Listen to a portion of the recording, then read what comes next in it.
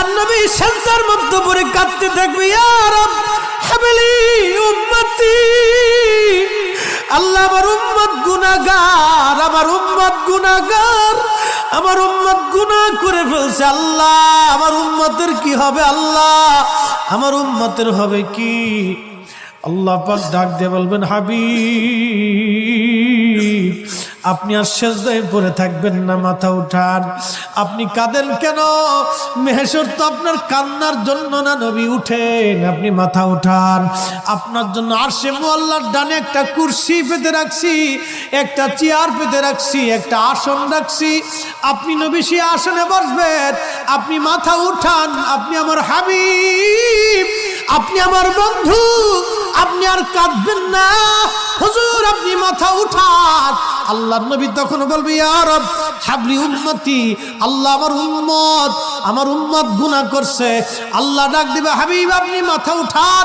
আপনি সর্বপ্রথম হামদের পতাকা উড়াবেন, আপনি সুপারিশের পতাকা উড়াবেন, আপনি যাকে খুশি তাকে নিয়ে জান্নাতে চলে যান। একবার জোরে বলা যাবে কি সুবহানাল্লাহ?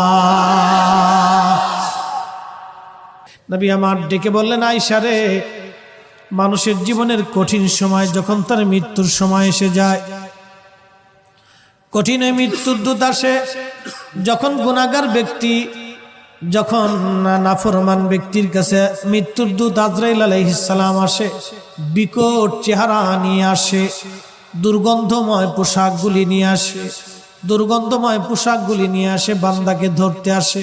তখন এই আত্মাটা, রুহুটা মাথার দিকে একবার দৌড়ায় যায়, হাতের কোণার দিকে দৌড়ায় আসে, পায়ের তলার দিকে দৌড়ায় যায়, সারা শরীরের ভিতরে ছটফট করতে থাকে। তখন এই মৃত্যুর যন্ত্রণা বাড়তে থাকে, এত কঠিন যন্ত্রণা তার হয়। নবী বলেন, আয়েশা রে শোনো, একটা উট জ্যান্ত হালতে জবাই না দিয়ে উটের চামড়া ছিলাইলে যেই রকম কষ্ট হয়, আয়েশা রে এই উটটাকে জিন্দা হালতে 100 বার যদি উটের চামড়া তুমি সেলাও, যে পরিমাণ কষ্ট হবে আয়েশা, একজন বেঈমানের মৃত্যুটা এরকম ভয়াবহ কষ্ট হতে থাকবে। আয়েশা রে তুমি কি জানো ইমানদারের মরণটা কেমন হবে? ইমানদারের মরণটা আজরাইল আসবে, সুন্দর পোশাক নিয়ে, সুন্দর সুরত নিয়ে, সে বলবে, ইয়া আইয়ুতুহান নাফসুল মুতমাইন্নাহ তুরজিই ইলা রাব্বিকি রাদিয়াতাম মারদিয়া ফাদখুলি ফি ইবাদি ওয়াদখুলি জান্নাতি।